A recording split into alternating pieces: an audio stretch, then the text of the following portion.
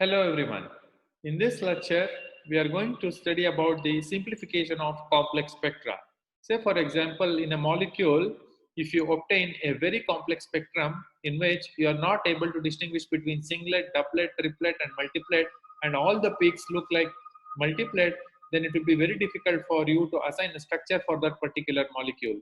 In such instance, we have to make use of some chemical and instrumental techniques in order to resolve the complex spectra into simple spectra. In 1H NMR spectroscopic language, we call this as first order spectra and non-first order spectra. So before going into the techniques available for simplification of complex spectra, we have to learn about the first order and non-first order spectra. Say for example, first order spectra in which the chemical shift difference between the two groups of protons, if it is more than delta nu by J 7 value, then it is called first order spectra. For that explanation, I have taken dichloroacetaldehyde. This is the NMR spectrum of dichloroacetaldehyde, Cl2CH Here, there are two groups of protons. One proton is attached to carbon, which is in turn attached to two chloro groups, and another one is the aldehydic proton.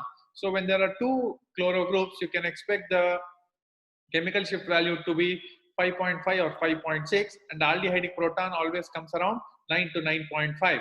So in this case, the delta nu by J, it is greater than 7. Such a spectra wherein the chemical shift difference between the two groups of protons is greater than 7. That means delta nu is the chemical shift difference, J is the coupling constant. So the ratio of chemical shift difference and the coupling constant, if it is greater than 7, then such a spectrum is called as first order spectrum or first order splitting. Then what is non-first order spectrum? It is exactly the reverse. Say for example, you take another molecule in which the chemical shift difference between the two groups of protons is very, very less. Say for example, one is coming around 5.5, another one is coming around 5.9 or 6.5. Then the difference between the two groups of proton it becomes very, very less. In such a case, the delta nu by J falls below 7, and such a spectrum is known as non-first order spectrum. So the clear distinction between first order spectra and non-first order spectra is the first order spectrum is the one in which the delta nu by J value will be greater than 7, whereas in the non-first order spectrum, the delta nu by J will be equal to 7 or less than 7. This is what is shown here. The first spectrum, it shows that, look at here, one group of protons, quartet, it is coming around 2.2, other is coming around 8. That means the difference between the chemical shift difference between these two groups of protons, it is very, very large. That is delta nu by J is equals to 10. Definitely this is a first order spectrum. Now coming to the second lane in which there are many multiplets, you are not able to distinguish which is singlet, which is doublet, which is triplet and which is quartet. All are combined together. Here in this case, the delta nu by J difference is equals to 6, since the singlets or doublet or triplets has been collapsed into a multiplet. That's why we can call this as non-first order spectrum, because delta nu by J value is less than 7 and it is 6. Take up the third lane in which all the multiplets are buried inside. When the multiplets are buried inside, what happens? The inner peaks become very, very intense. The outer peaks get diminished. This is what is the result of non-first order spectrum. Here, there is very much multiplicity and we don't know whether there is a singlet, doublet, triplet, quartet, and all looks like a multiplet. In this case, delta nu by J value will be 7, and hence these two are called non-first order spectra, whereas this is called first order spectra. Once we have a non-first order spectra, we cannot go with that. Say for example, with this we cannot proceed with assigning a structure for the molecule. So definitely we have to go for the simplification of the complex NMR spectrum. It is nothing but simplification of non-first order spectra into first order spectra. Also you can call this as conversion of non-first order spectra into first order spectra. There are mainly 4 techniques available for converting non-first order spectrum into first order spectrum. The first one is deuterium labeling. Second one is increased magnetic field strength. Third one is spin decoupling. It is also called by other names: double resonance, double irradiation, homonuclear decoupling. The fourth technique is lanthanide shift reagents or chemical shift reagents or contact shift reagents. Here among the four, two are chemical techniques and remaining two are instrumental techniques. Technique 1, that is deuterium labeling, and 4 lanthanum shift reagents. Here in these two techniques we are going to make use of some chemicals, and hence these are chemical techniques, whereas in the technique 2 and 3, that is increased magnetic field strength and spin decoupling, we are making use of instrument. That's why these two are instrumental techniques, whereas 1 and 4 are non-instrumental techniques or chemical techniques. In order to simplify non-first order spectrum into first order spectrum, we shall take up one by one and learn in detail. First one is deuterium labeling.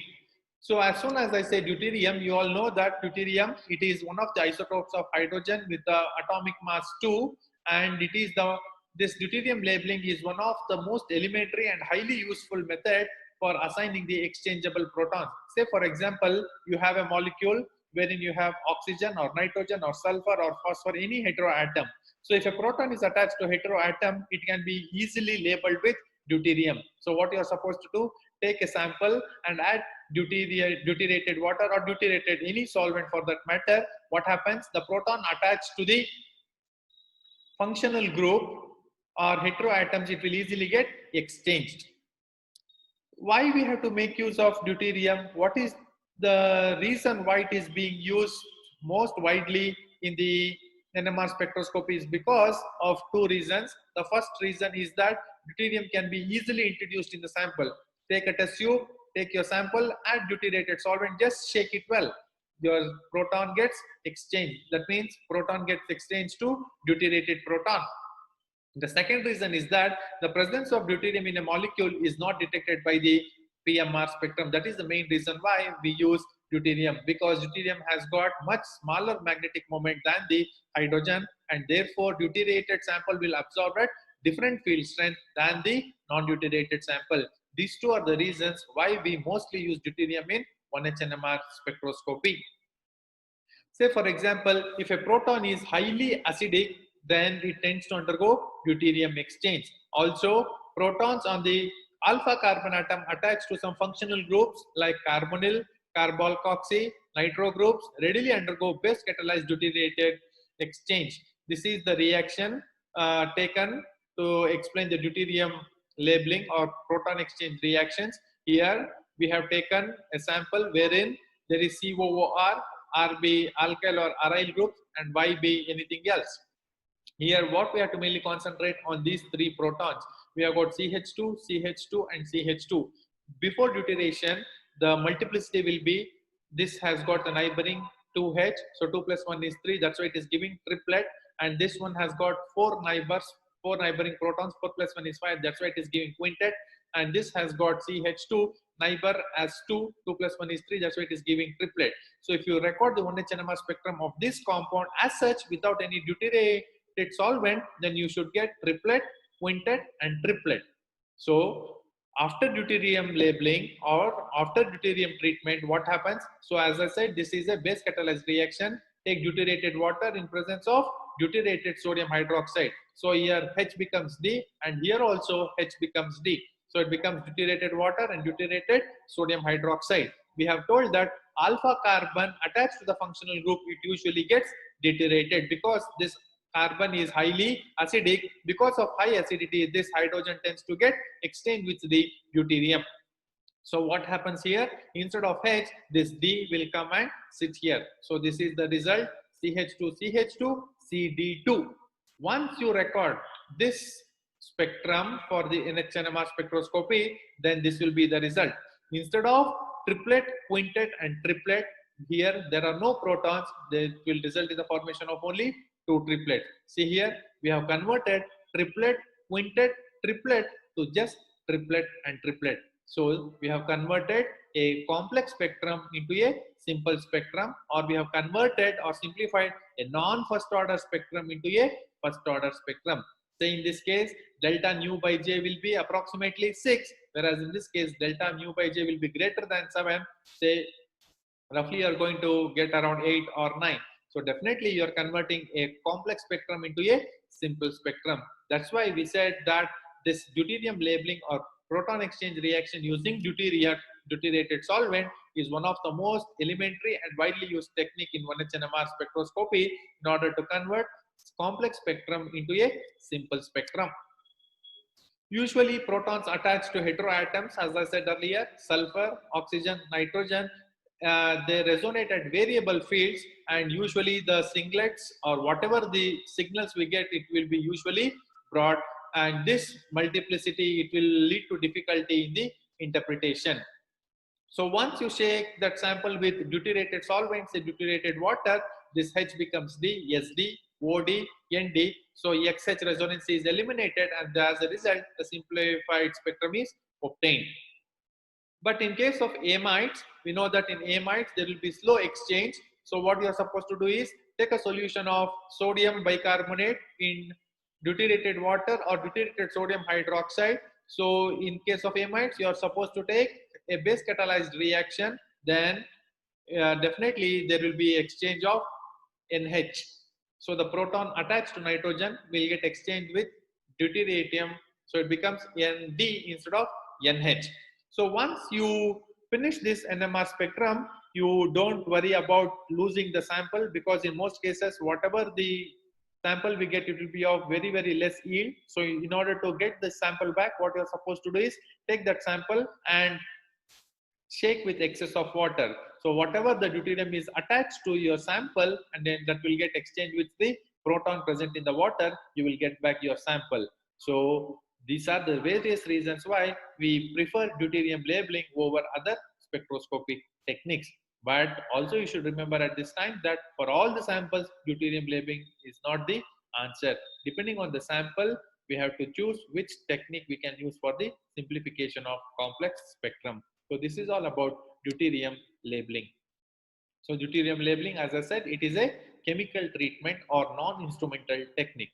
Now coming to increased magnetic field strength, this is the second technique for the simplification of non-first order spectrum into a first order spectrum. In this case, as the name itself is indicating, increased magnetic field strength. So in order to increase magnetic field strength, what you are supposed to do? Magnetic field strength is external magnetic field. In order to tune the external magnetic field, you need an instrument. So already we have kept an instrument as an external magnetic field, but you are supposed to increase it. If you have got 60 megahertz instrument, you increase it to 100 or 300 or 600 megahertz instrument. So that is how you increase the magnetic field strength. As the magnetic field strength is increased, then the space between the individual peaks gets also increased, and hence we are converting non-first order spectrum into a first order spectrum. So this table gives us some values which clearly shows that increasing magnetic field strength results in the simplification of complex spectrum. Here the first is chemical shift. Here all are having the delta 2, and here is the spectrometer frequency. So this is the magnetic field spectrometer frequency. This is if you operate an instrument at 60 megahertz, then the chemical shift value will be 2, whereas chemical shift in hertz, it will be 150 hertz. So this is chemical shift in ppm, that is delta, whereas this is chemical shift in hertz. So if you operate an instrument at 60 megahertz, the chemical shift remains 2, whereas chemical shift in hertz, it will be 120, and the magnetic field corresponding to 60 megahertz will be 1.4 Tesla. Now what I do, because I'm running at very, very small spectrometer frequency and small magnetic field, I want to increase the magnetic field strength from 1.4 Tesla to 2.3 Tesla. When you increase that, so the corresponding spectrometer frequency will be 100 megahertz. The chemical shift will also be 2 delta, whereas the chemical shift in hertz, it increased significantly from 120 hertz to 200 hertz. If you further increase the spectrometer frequency from 100 megahertz to 600 megahertz, then the magnetic field will be from 2.3 Tesla to 14.1 Tesla. This is the magnetic field strength that we have given here. So at 14.1 Tesla, the chemical shift remains the same.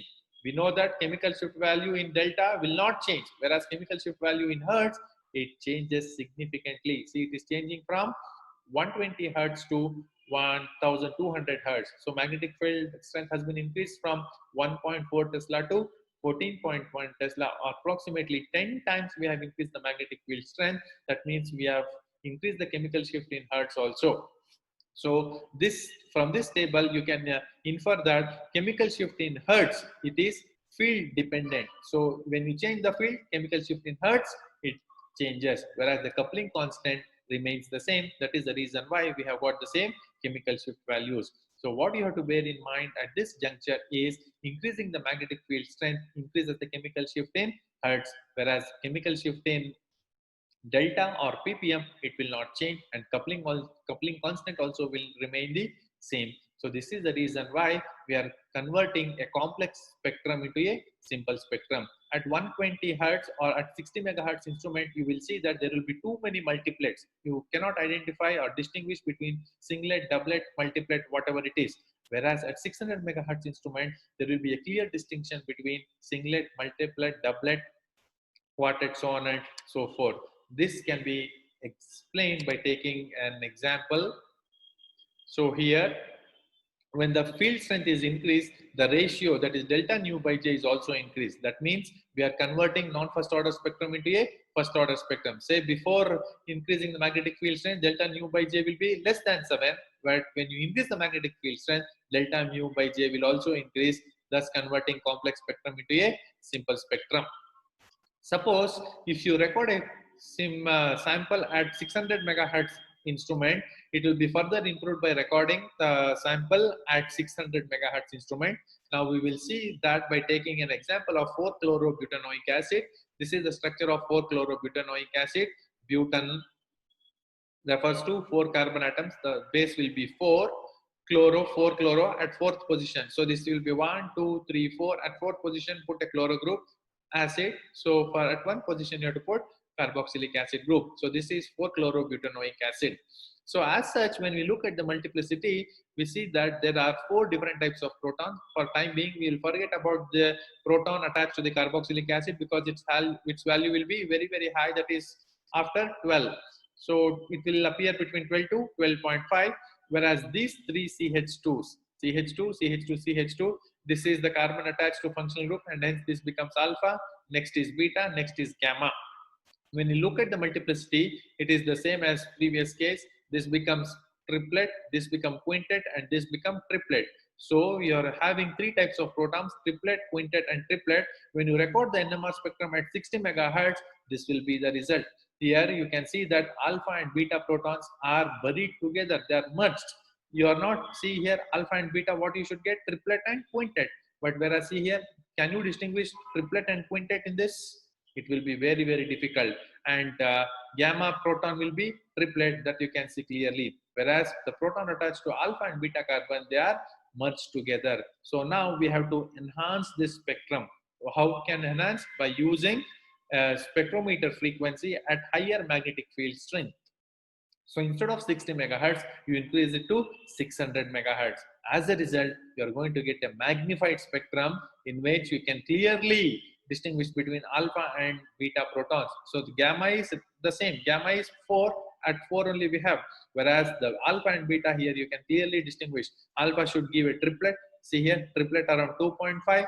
And beta should give a quintet. You can see a quintet around 1.7 ppm. This is how we are converting a complex NMR spectrum into a simple NMR spectrum. In other words, you are converting a non-first order spectrum into a first order spectrum. Here in this case, delta nu by j will be less than 7, whereas in this case, delta nu by j will be definitely greater than 7. As a result, you are having a zoom or magnified spectrum.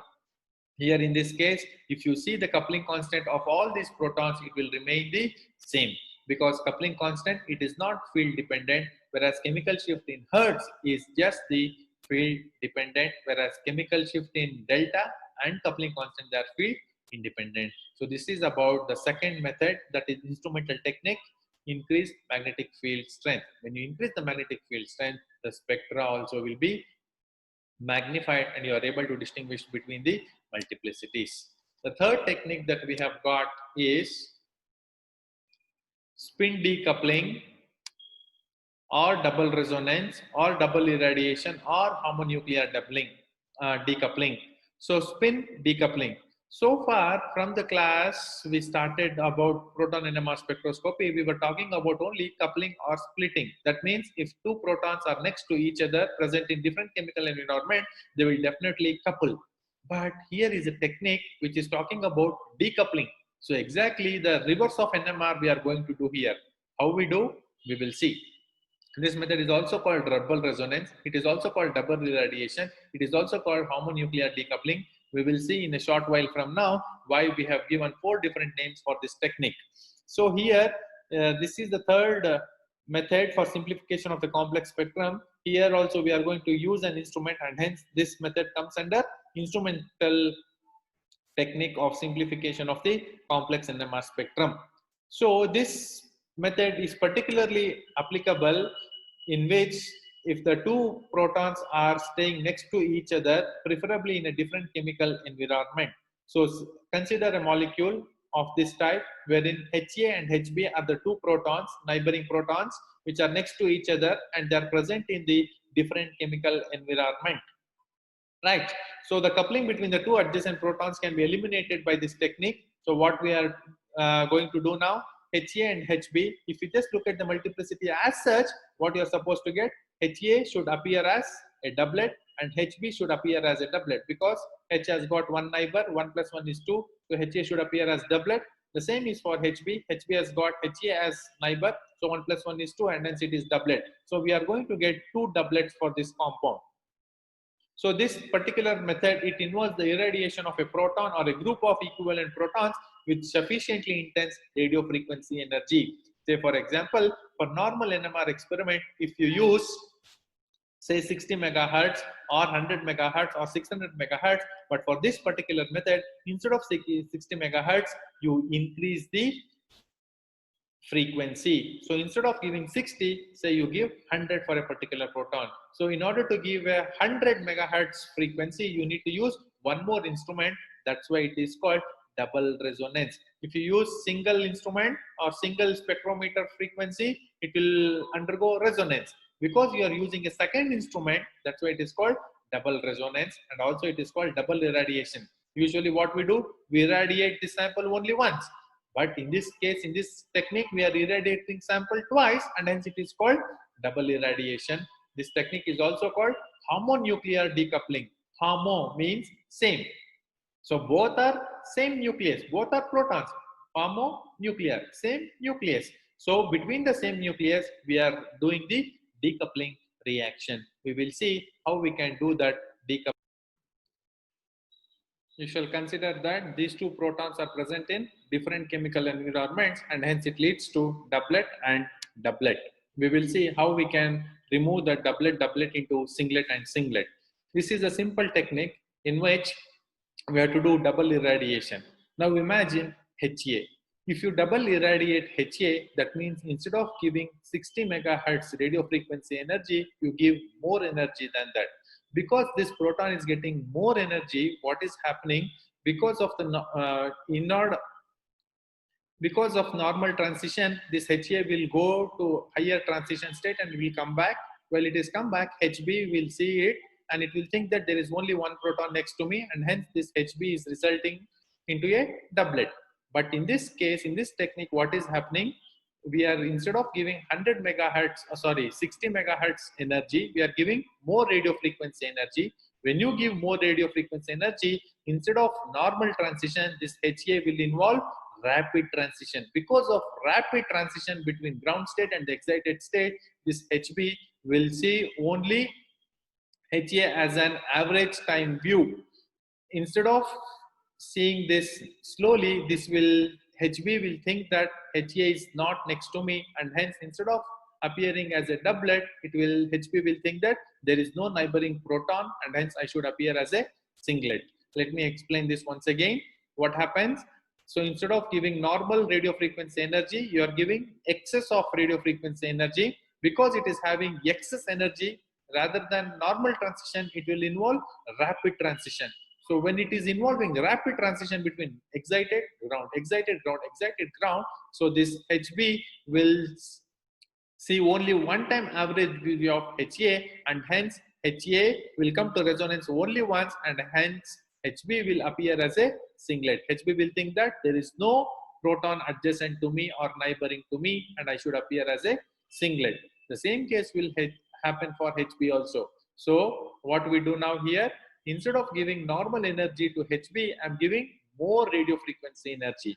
Because I'm giving more radio frequency energy, this Hb will involve a rapid transition between excited state and the ground state. Because of that rapid transition, this Ha will see this average time view of Hb only once, because Hb will come to resonance only once, and Ha will think that there is no adjacent or neighboring proton next to me, so Ha will appear as a singlet. So instead of doublet and doublet, Hb will give a singlet, Ha will also give a singlet. This is the spectrum. So if we do not do any double irradiation, we should have got doublet and doublet. This is before double irradiation. But after double irradiation, because of rapid transition of Ha and Hb, what happens?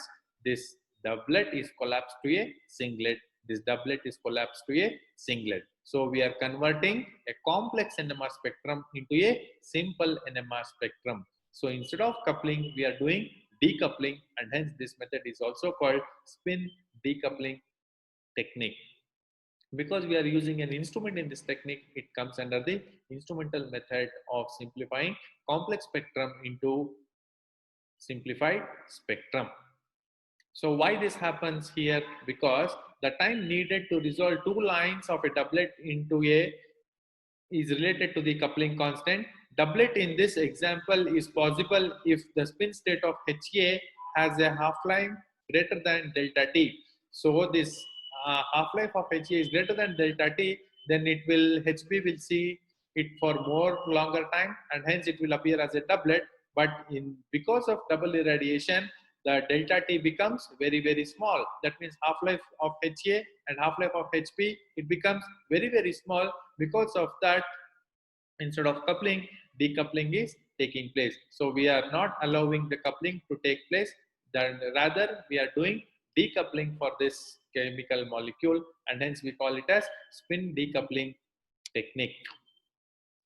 The last method for the simplification of complex NMR spectrum is lanthanide shift reagents or chemical shift reagents or contact shift reagents. Just by looking at this terminology, you would have thought that reagent, that means there should be a chemical. Definitely it is a non-instrumental technique for the simplification of non-first order spectrum into a first order spectrum. Here we have used lanthanides as the shift reagents. Lanthanides, you know that in the periodic table, they come below the periodic table. After the P block, below the P block elements, you have lanthanides and actinides. So we are taking several elements from lanthanide series, and what it does it do any shift? Yes, definitely it will do a shift. What shift it does? It shifts the chemical shift positions from lower delta value to the higher delta value. Because we are using chemicals, it is also called chemical shift reagents. It is called contact shift reagent because here the lanthanide come in contact with the ligands. So what are the ligands? We use normal organic molecules as ligands, which is to be simplified, and hence we call it as contact shift reagents. So the main purpose of using contact shift reagents is to expand the multiplicities in the NMR spectra without using any additional instrument or increasing the applied magnetic field strength.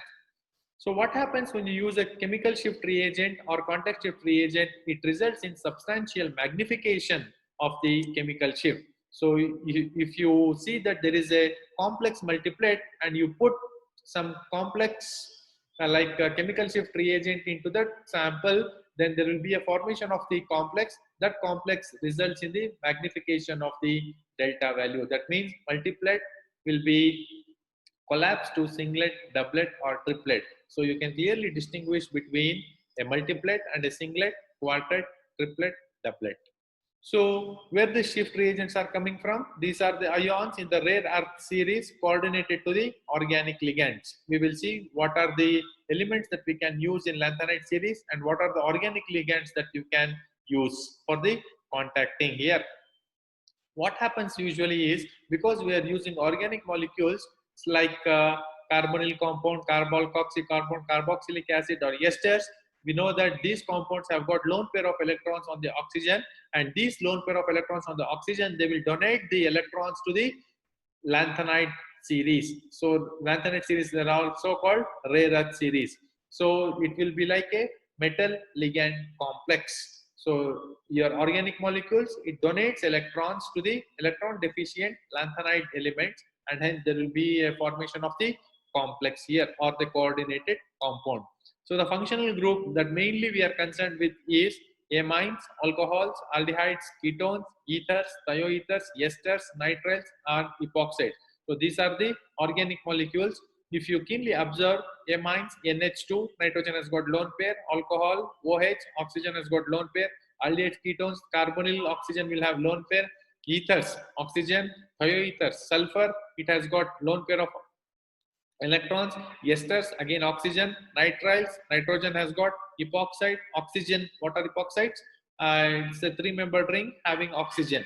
So one of the CH2 in the three-membered ring is replaced by oxygen. They are called epoxides. So this oxygen will also have a lone pair of electrons, and these lone pair of electrons should be able to donate the electrons to the electron deficient metal that is coming from the rare earth series.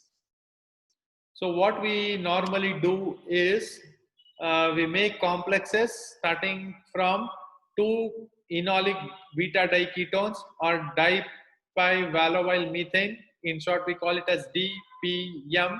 Heptafluoromethyl octane dione, it is shortly called as FOD. Decafluoroheptane dione, it is shortly called as FHT. So commonly used lanthanide ions are europium, praseodymium, ytterbium, erbium, and holmium. So what happens here is the mechanism involved in this technique is the unpaired electron spin in the paramagnetic ion is partially transferred through the intervening bonds to proton of the organic substrates. So what happens here is, here you have a beta diketone. This beta diketone has got oxygen. Oxygen has got lone pair. This oxygen has got also a lone pair of electrons. These lone pair of electrons are donated to the europium. So this becomes a complex, or you can say that this is the structure of the coordinated complex here, wherein europium is complexed with the beta diketone. So this is the general structure of a ligand. Here, if R1 and R2 is tertiary butyl group, then it is the europium complex with DPM. If R1 is tertiary butyl and R2 is heptafluoropropyl, then it will be europium complex to FOD. If R1 and R2 both are pentafluoroethyl, then it will be a europium complex to FHT. DPM, FOD, FHT, the full form is given here. So this will be the general structure of a ligand. This general structure of a ligand represents that we can have bulky groups at the carbon as R1 and R2. You should have the 3 times of this. So you will have more electron donating elements present in the ligand, and all this together will donate to the electron deficient lanthanide ions. Here, for example, we have taken europium ion. Instead of europium, you can have praseodymium or ytterbium or erbium or holmium. So if you use europium, it will be the most high chemical shift giving value, whereas praseodymium usage in the formation of the complex results in the low chemical shift value, whereas ytterbium, erbium, and holmium, it will give intermediate chemical shift values. So this is the spectra which explains the simplification of non-first order spectrum into first order spectrum. This is the case of 6-methyl quinoline. So this is quinoline. At 6th position, a methyl group is attached. Here we have got proton at number 2, 3, 4, 5, 7, 8, and at 6th position we have got a methyl group. So we have got 1, 2, 3, 4, 5, 6 kinds of protons. So if you do not use any chemical shift reagent or lanthanide shift reagent, what happens is the result is shown here. You will see that it is a more complicated spectrum. If you see this part, you will see that this is the P coming for 3rd proton, 5th proton, and 7th proton. If you observe this part, this is showing proton coming for 4th and 8th, and this is for 2nd. So you can definitely say that the complex spectrum is there, and you cannot clearly distinguish between singlet, doublet, triplet, or quartet. Everything looks like a multiplet, and you're not able to assign each proton to a particular carbon here. So what I do for this 6-methylquinoline, I usually dissolve this in CdCl3 solution, and the total concentration will be 0.3 millimoles of europium DPM3 added. So when I add 0.3 millimoles of europium DPM3 to this 6-methylquinoline, this complex will interact with the organic molecule. This complex will interact with our 6-methylquinoline, and what it does, it makes contact. So as a result of the contact, what happens? There will be a significant magnification of the NMR spectrum. You can see that the proton, the second, that is the proton attached to the carbon 2, which is coming around 9, after treatment with lanthanide shift reagent, it will appearing around 14.5 delta, and whereas this 4th and 8th proton, which is coming as a cluster around 8 ppm, you will see that the hydrogen attached to 8th carbon, it is coming around 18, and 4th proton, it is coming around 9.5, and you can clearly distinguish between the proton attached to 3rd, 5th, and 7th carbon. 3rd proton is coming around 8.8, 5th proton is coming around 8.5, whereas 7th proton is coming around 8. So you are converting a very, very complex spectrum into a simplified spectrum, or in other words, you are converting non-first order spectrum into a first order spectrum. So this is a non-instrumental technique because we are not making use of any instrument, either the magnetic field or the spectrometer frequency. We are just making use of some complex of rare earth ions, say that is lanthanides, and we are magnifying the spectra. So this is the comparison of 1H NMR spectrum of 6-methylquinoline. So this is without contact shift reagent. B, this is with contact shift reagent. So upon treatment with contact shift reagent, you will see that the spectra is magnified, and you can clearly assign each proton to a particular peak in the NMR spectrum. So these are the 4 techniques available for the simplification of complex spectra into simple spectra, or converting or simplifying a non-first order spectrum into a first order spectrum. Techniques 1 and 4 are non-instrumental, whereas techniques 2 and 3 are instrumental methods for the simplification. So this is all what we have learned in this class. Thank you very much.